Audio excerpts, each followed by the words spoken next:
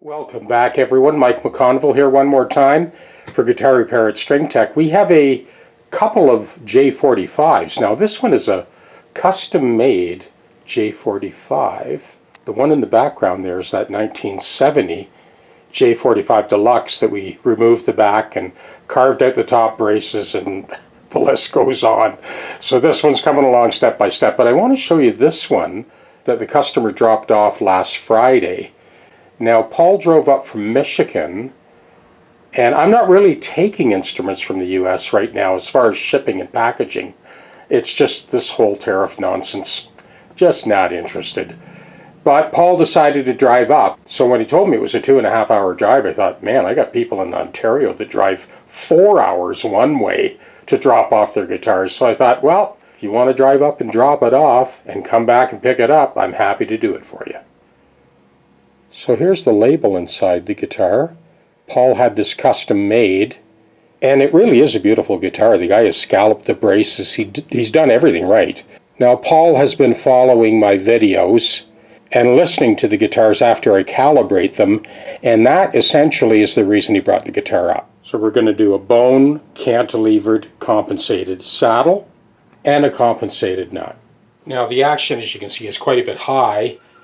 The actual lay of the neck is really good. The fret job is really well done. The builder actually used EVO fret wire, which is a great move. Here, this area right here, we're going to need to level, recrown, and polish, and that'll allow us to bring the strings down for a nice, smooth, easy action.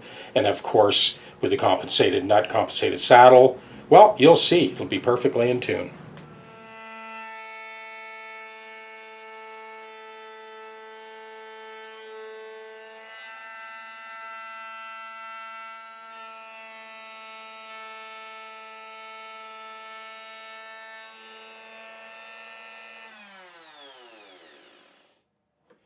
So before we go any further, I want to just mention, I'm sure you're wondering, why did he reslot the bridge?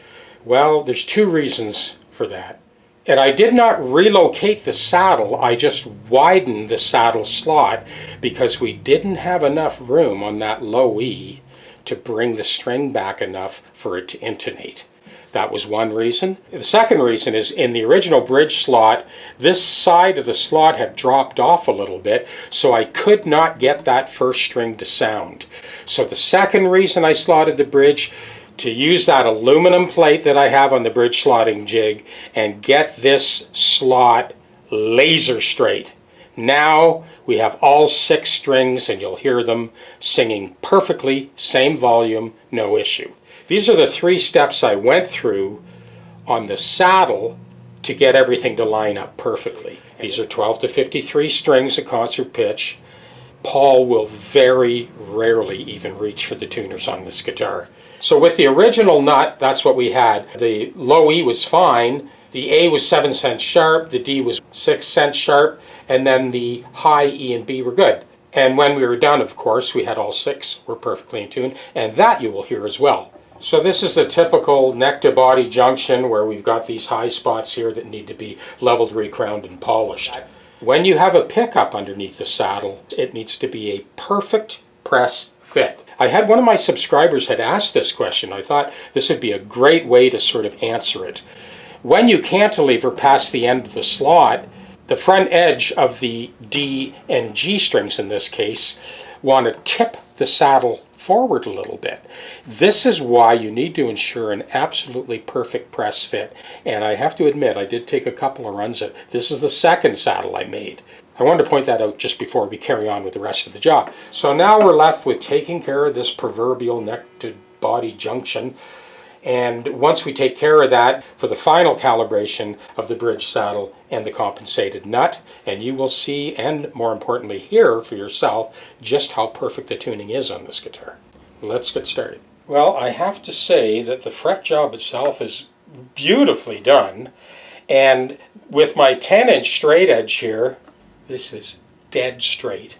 Now there is a truss rod, and it is adjustable, but I do not have to touch this portion of the neck. It's only here where that's rocking and rolling, this area right in here. So we're going to get to that right away.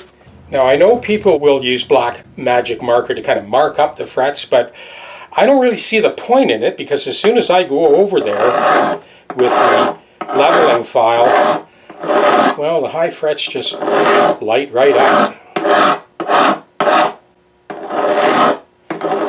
And we do have to take off quite a bit to get this to level out. You can see I haven't even touched those top 3 frets yet. So, and as always, you move obliquely across the crown and across hatching. So really it's just those last 3 frets. So I'm going to continue on here. Just starting to raise the second last fret there. And I'm okay even if it ends up being just the top fret that falls off a bit. Okay, let's check that again. Yeah, no rock in here. So this is the 6-inch straight edge. And you know, that kind of pretty well takes care of it. We have that little bit of space at the first fret. Now let's take it a little further and see if we can get it 100%.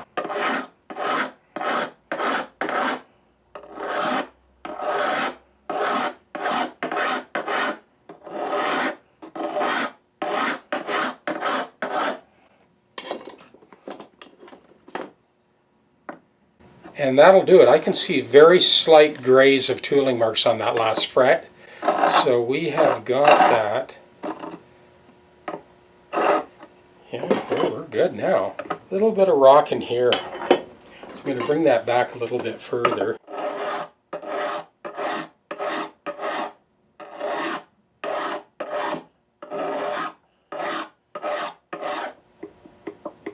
Still got a little bit of rock in here.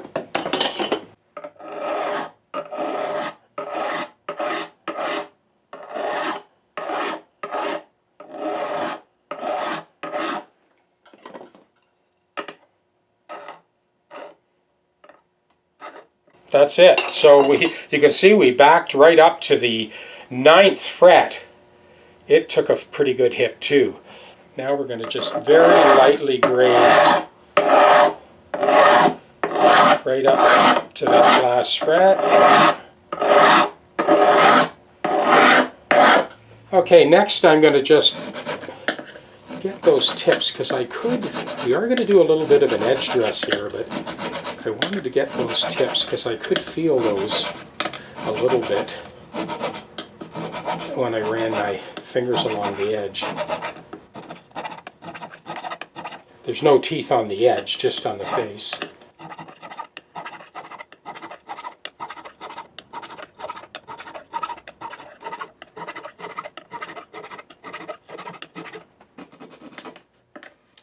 Oh man, I can feel that grabbing.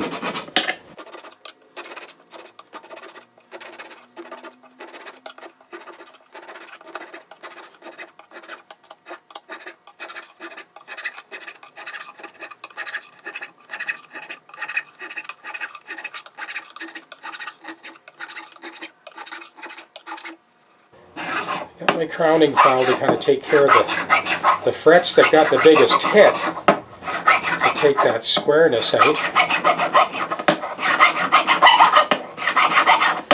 Now these are EVO frets, so they're quite a bit harder than your regular nickel silver frets, which is a good thing. From what I understand, I don't think they're even available anymore. The reason they have that yellow tint is there's an element of titanium in the frets, and they really do wear about 7-to-1 over the regular nickel silver frets.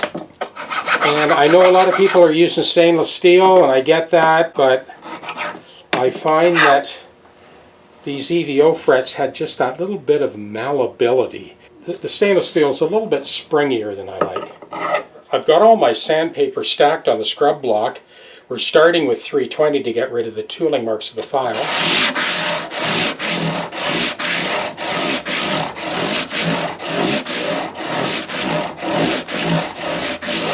Now we got 400.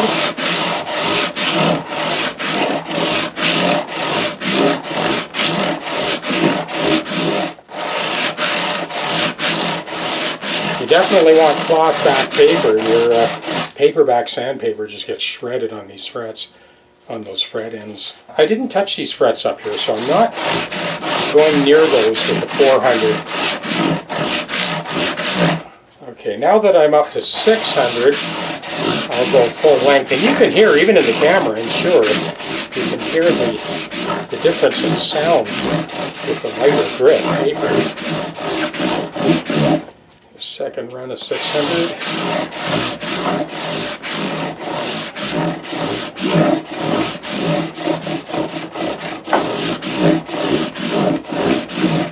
Here's our second piece of 600. Now I am kind of going over those edges as well with the 600, just to kind of soften them. Oh, that's much better. And here's our 800 grit.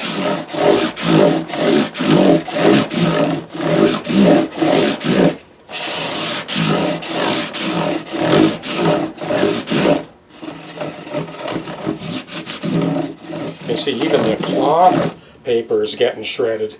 Our second piece of 800 grit. I'm going to bring you in for a close-up in a second.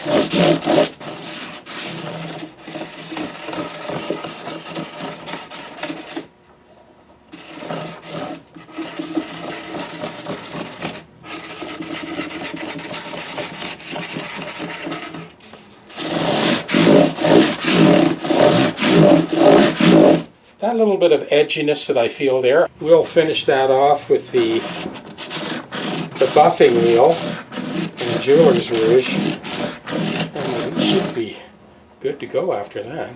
Well, this is really exciting. We're on the home stretch.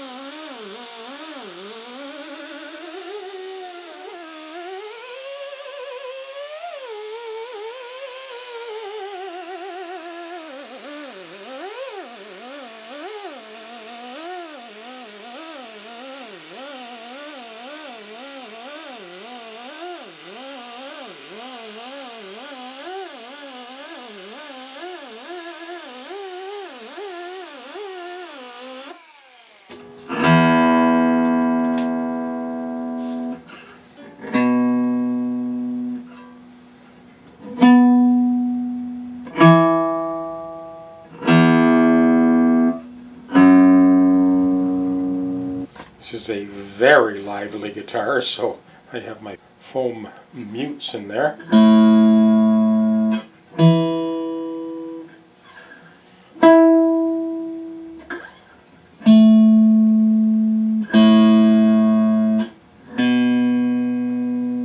There's our D.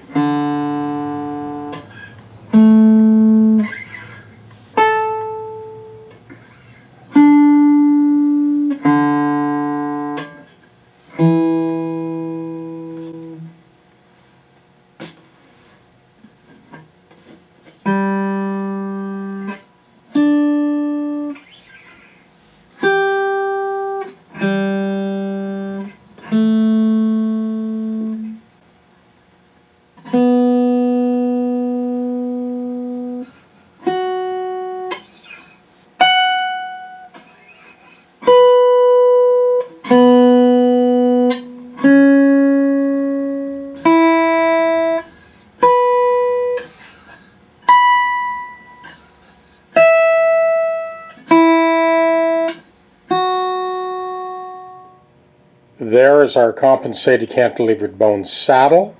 This is 12 to 53 strings at concert pitch. And this is our compensated nut.